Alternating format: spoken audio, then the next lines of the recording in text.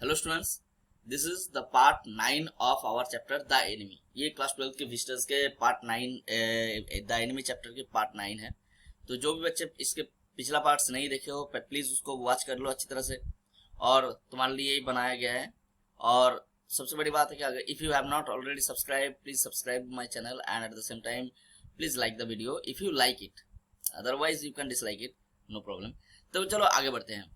तो he was talking out, तो अब से हम क्या देखते हैं ना, सैडाउस वाइफ हाना टोल्ड, मतलब हाना थॉट दैट कि इज देयर एनी मैटर के upon which body Sadao was working और upon which body Sadao is working.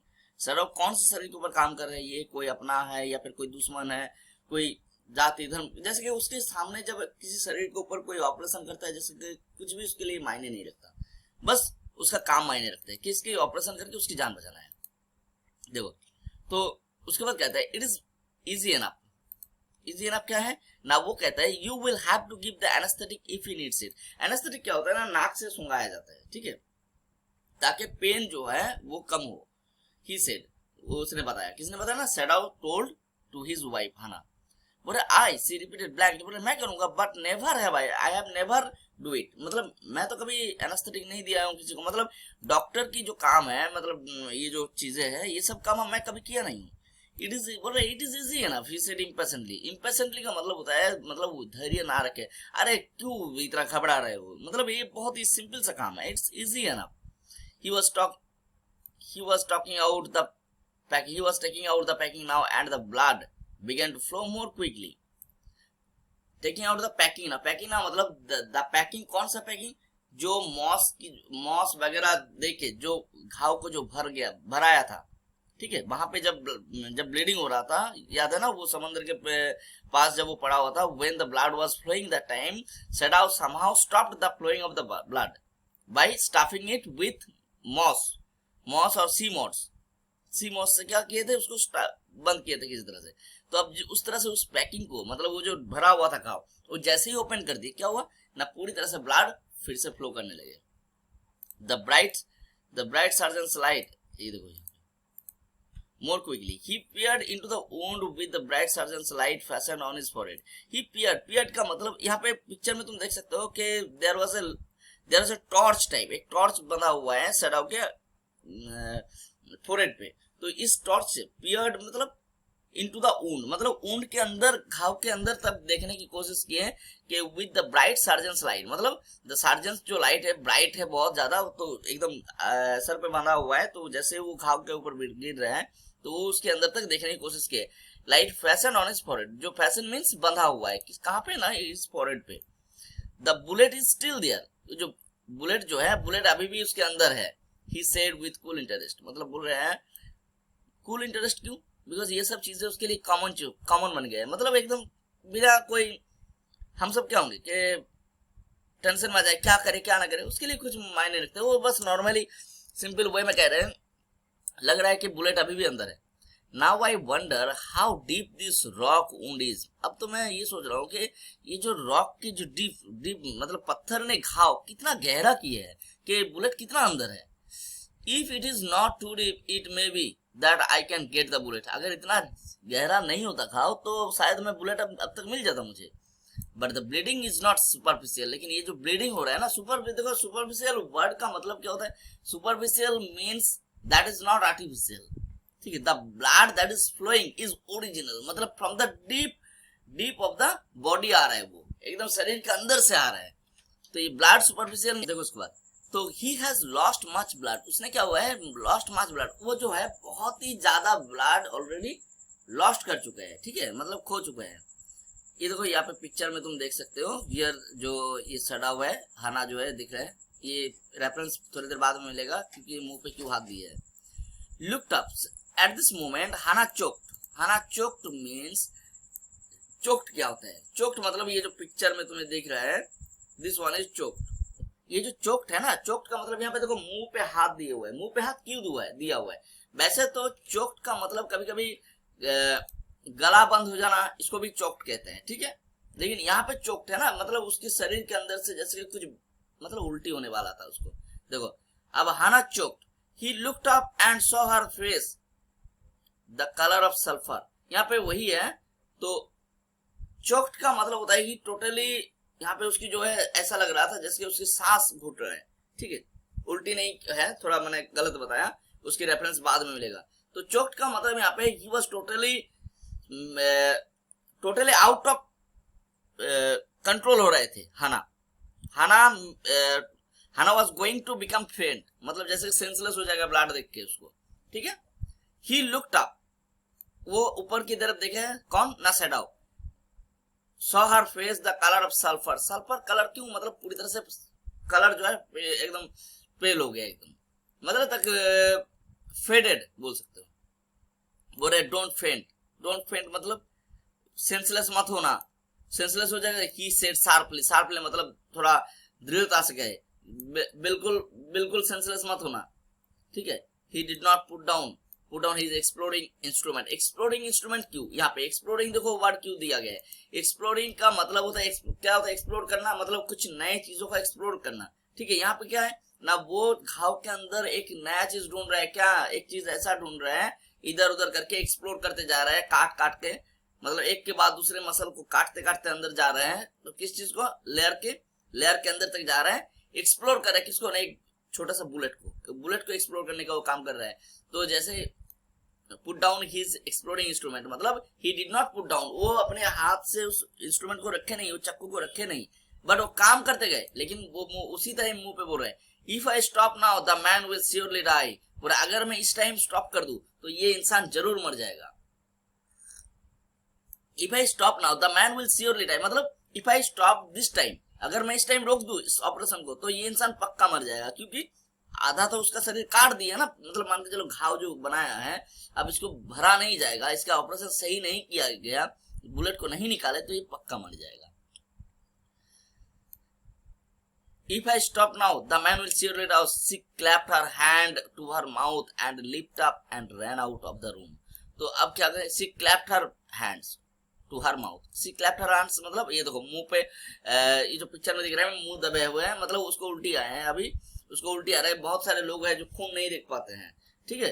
तो she clapped her hands to her mouth, वो अपने हाथ से मुंह दबाते हैं, and leaped up मतलब तुरंत जंप करके उठते हैं, ran out of the room, और रूम से भाग जाते हैं। Outside in the garden he heard her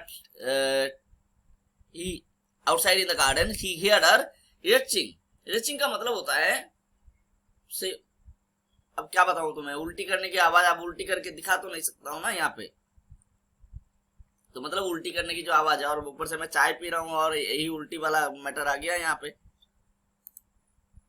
तो outside in the garden he here her reaching का मतलब वही जो वाक करता रहता है, इस तरह की आवाज है। तो but he went on with his work, लेकिन सैडाओ जो है वो बाहर देखने नहीं गया, वो अपने काम करते रहे।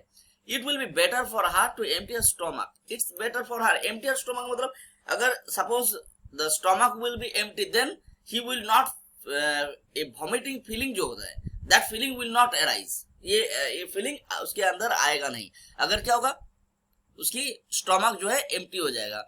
ही थॉट, वो सोचने लगे तो अच्छा है, चलो उसका पेट खाली हो जाएगा ना तो अच्छा रहेगा।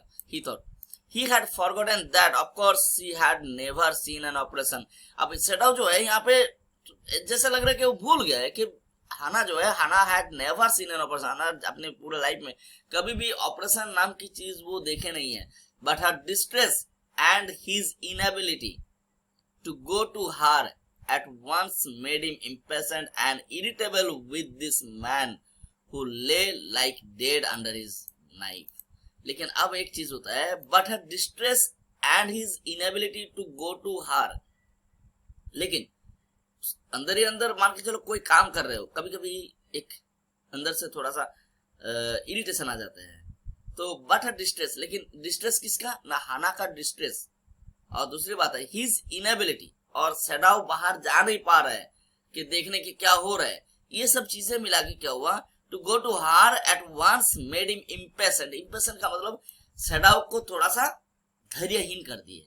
धैर्यहीन क्या कभी कभी करते नहीं, हम सब जब काम करते हैं, मान के चलो जब काम कर रहे हैं कि पहले क्या करते हैं, कॉपी कंप्लीटिंग के टाइम, कॉपी कंप्लीटिंग के टाइम पहले हैंड राइटिंग बहुत अच्छा करते हैं, एक के बाद दूसरा तीसरा, लास्ट में क्या होता है ऐसे ऐसे खींच देते हैं, है, धड़ाधड़ खींच दे, किसी तरह से कंप्लीट कर देना है बस। मतलब बिकम इम्प्रेशन हो जाता है, नहीं खत्म ही नहीं हो रहा है ये इम्प्रेशन है, इरिटेबल विद दिस, और थोड़ा इरिटेबल हो जाता है, मतलब चिड़चिड़ा हो जाता है इस चीज से। और क्या करते हैं, किससे, किसके ऊपर ना, मैन हु ले लाइक डेड, जो उसके सामने शरीर पड़ा हुआ है, इंसान एकदम मृत शरीर की तरह, अंडर हिज नाइफ, उसके चाकू के नीचे जो शरीर पड़ा हुआ है उसके ऊपर थोड़ा सा इरिटेट हो जाते हैं।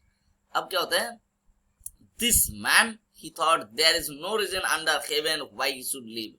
अब वो मन में थोड़ा सोच लिया, ये इंसान इनके ऊपर इनका जीने का क्या हक है, मतलब इसके पास कोई रीजन ही नहीं है कि ये जिए चाहे मरे। अब तक क्या हो रहा था, धीरे धीरे काट कर रहा था। This man he thought there is no reason under heaven why he should live. Under heaven का मतलब क्या होता है, अंडर हेवन का मतलब होता है, अब अबव हेल भी तो हो सकता है, मान लीजिए ऊपर हेवन है तो नीचे हेल भी तो है, तो अबव हेल नहीं कहे लोग, थोड़ी ना कहेंगे कि भाई तुम नरक में जाओगे। तो this man he thought there is no reason, इसके पास कोई रीजन नहीं है जी, अगर ये जिंदा हो भी गया, इसको बचा भी लिए तो भी मरेगा, तो कोई रीजन ही नहीं है इसके नीचे।